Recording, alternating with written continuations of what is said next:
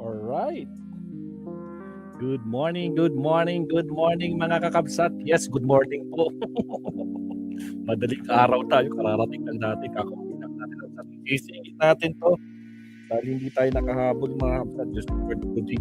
Ito, pag-usapan natin mga kakabsat. Ako, 18 Marites mga kakabsat. Hindi dadalo bukas sa tama si Ted Filon mga kakabsat, diba?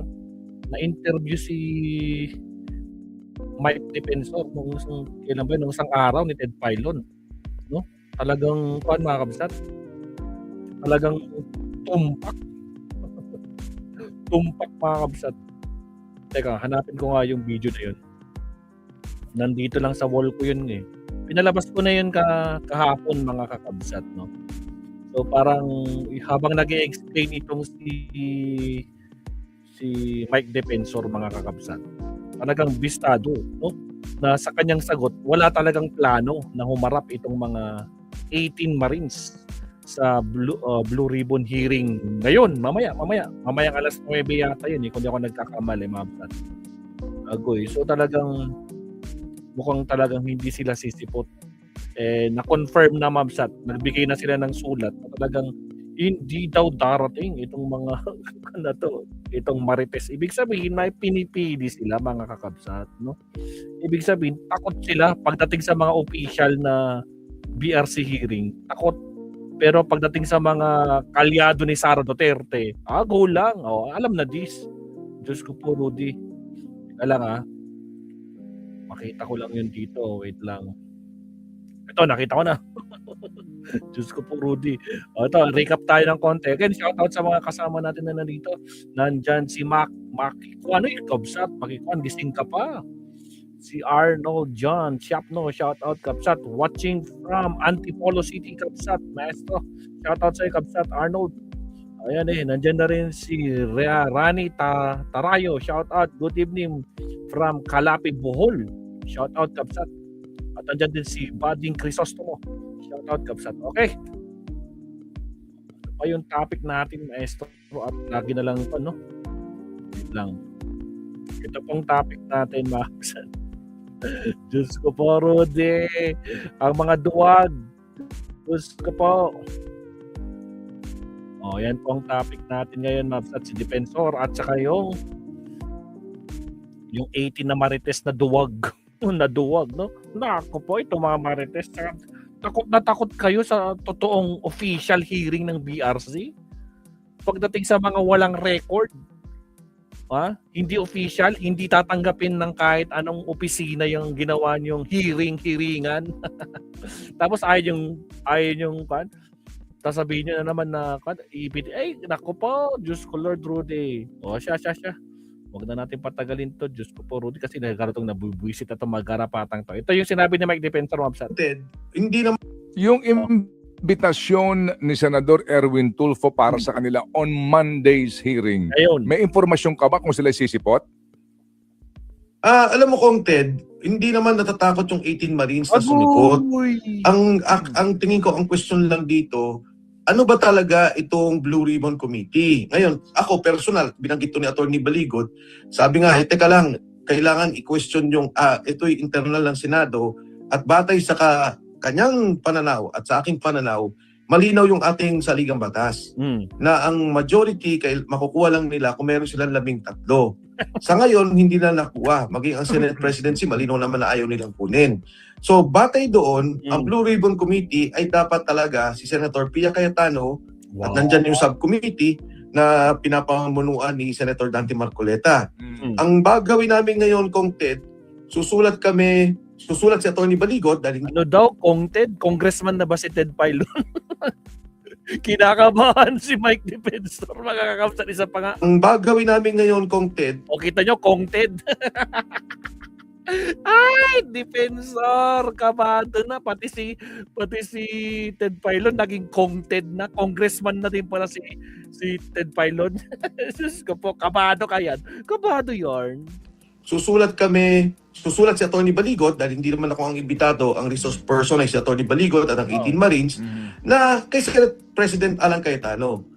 May imbitasyon, ano ang gagawin po namin dito at bigyan nyo kami ng guidance bilang siya ang Senate President ng ating Senado. Mhm. So, yan, Kong Ted, ang isang confusion. Kaso, siya nga ang Senate President, subalit lahat ng ginawa niyong hiring-hiringan, hindi naman recorded.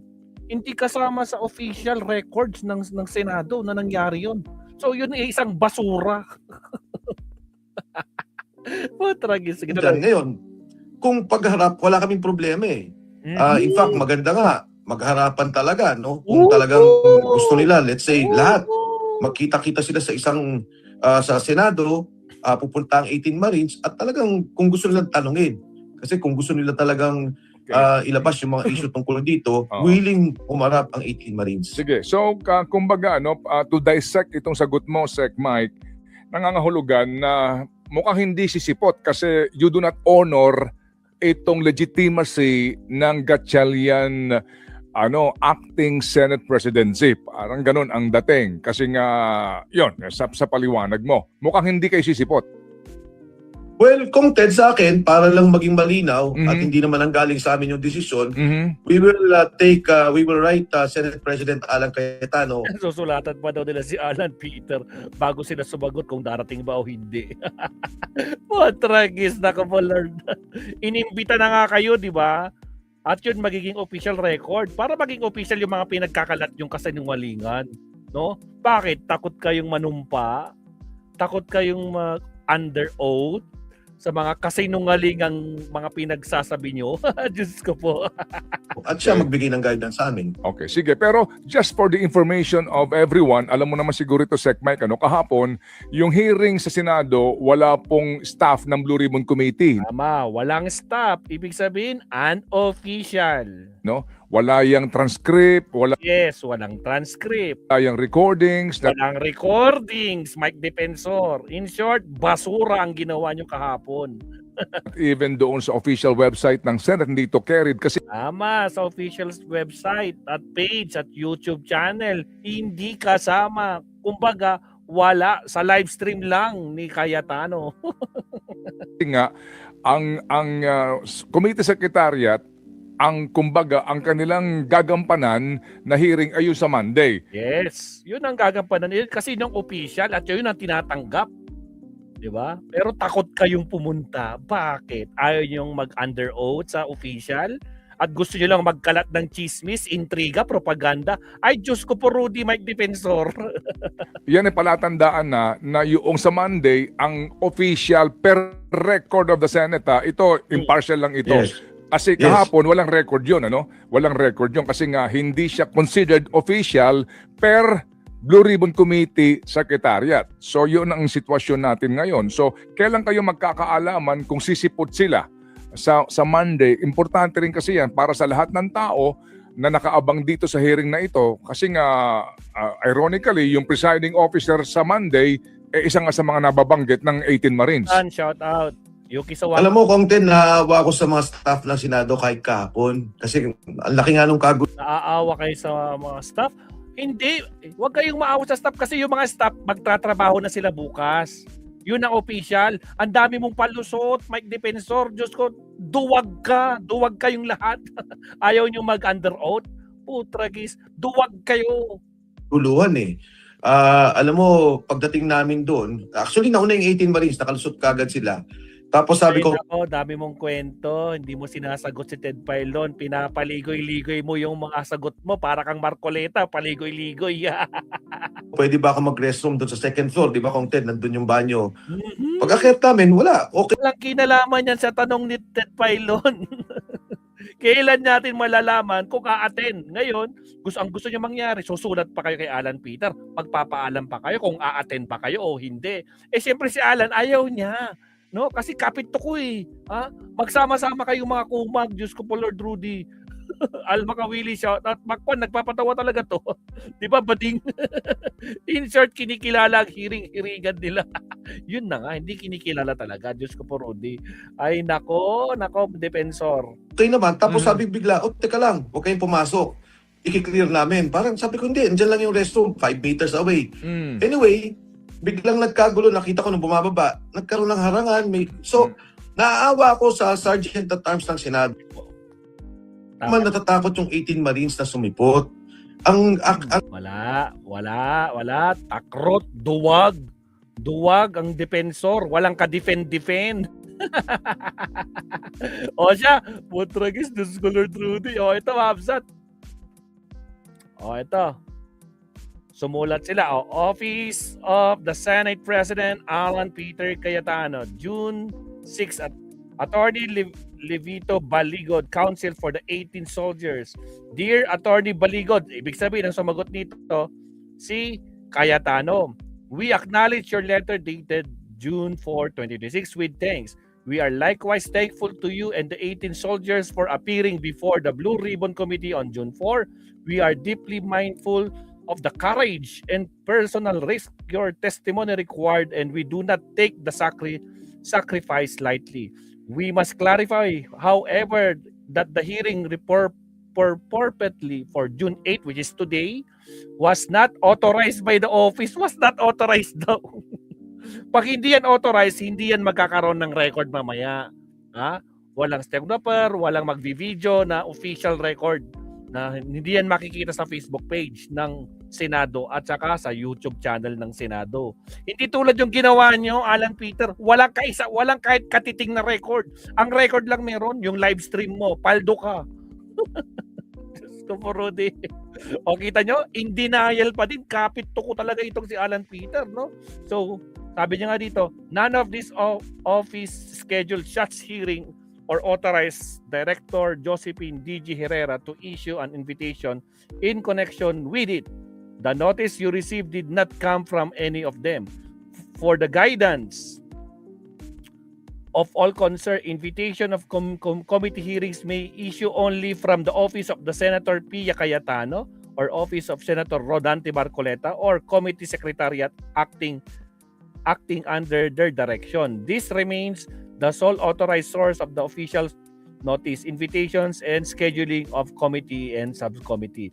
It is our duty to caution the 18 soldiers that we cannot assure them that any proceedings conducted outside the authority of the duly designated chairpersons will afford the proceedings safeguard and protections according to witness, therefore properly considered hearing. So, well, hindi daw nila masi-safeguard yung mga protektahan talaga yung 18 Marines. Ay, really? Sa totoo lang? Plano palang protektahan ni Alan Peter Cayetano. Ay, Diyos ko po, Rudy.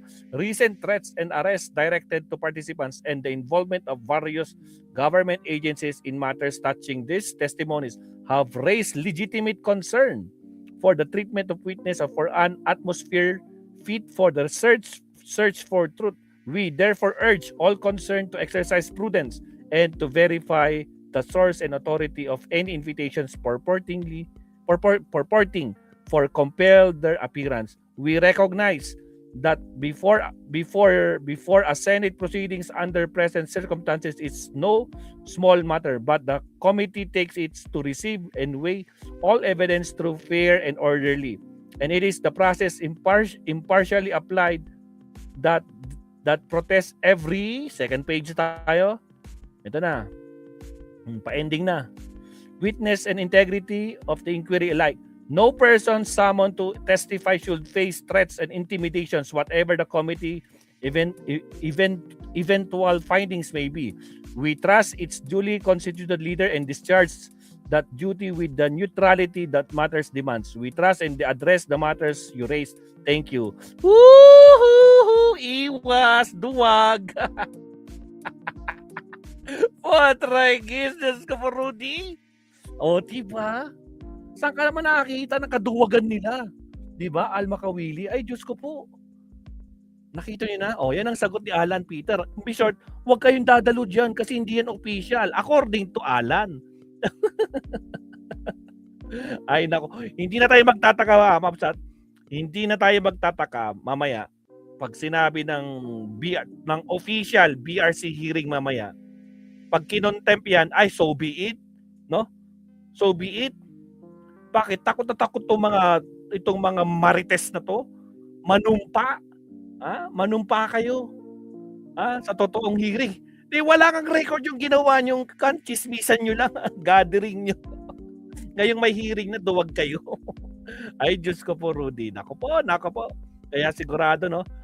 sigurado pagtatawanan kayo lalo. Ha? Dito natin makikita kung talagang Marines nga kayo, no? O talagang Marites lang talaga kayo. Diyos ko po. Lalo na to si Mike Defensor. O, ngayon, bistado na. O, di ba? Napanood natin kanina. Ay, Diyos ko Lord. So, malinaw na malinaw, mga kapsat. Duwag itong si Mike Defensor kasama ng mga 18 Marites. Hindi sila haharap mamaya. According na rin dito sa sagot ni Alan Peter Cayetano na nagko pa rin. Kapit to ko sa pagiging Senate President. Tragis, wala ka siya magawa. Kamote, oh. Wala ka siyang magawa para maging official, magkaroon ng record yung ginawa nilang hearing. Wala ngang BRC Secretariat, di ba? Diyos ko po. Kaya patawa talaga ito, Makwan. Al Makawili, wala na. It's a sign na talagang kwan na. Duwag sila, haharap lang sila kapag kaalyado nila yung tulad nila Marcoleta, si Alan Peter Cayetano. Diyan lang sila magaling, di ba? Knowing, so ginawa. Kitang-kita naman, di ba? Yung ginawa nilang chismisan lang. Leading question na. O, dito ba? O, dito. O, dito ba? Matragis. Alak na kamote. Daming butas. Diyos ko po. O, siya. So, yan lang naman, mga kapsat. So, hindi sila darating mamaya. Asahan natin, sigurado, merong mangyayari na kandyan na magiging rules ni Erwin Tulfo. Kasi inimbita kayo, di ba? O, ngayon binibigyan kayo ng chance para ipakita nyo kung totoo yung mga ebidensya nyo. Ma-cross-examine. Kasi wala naman nangyaring cross-examine eh. Leading question lahat. Putragis, walang nag-cross-examine doon sa mga 18 Marites, no? Putragis, Diyos ko Lord. Sila lang naglulukuhan doon. Mga garapatang mga senador doon, Diyos ko po. O siya, putragis. Next topic tayo, Mabsat, Diyos ko Lord. Okay, countdown muna tayo. Here we go. Again, shoutout sa mga kasama natin. Jenny Ramos, Makwan, si Alma Kawili, sino pa? Si Susan. O, sa mga hindi pa nagla-like dyan, baka naman. Like naman tayo dyan, mga Absat. Like po tayo. Late tayo nag-live. Third live natin actually ito, pero it's already morning, midnight. 12:33 ng madaling araw. So countdown muna tayo sa ating next topic. Here we go.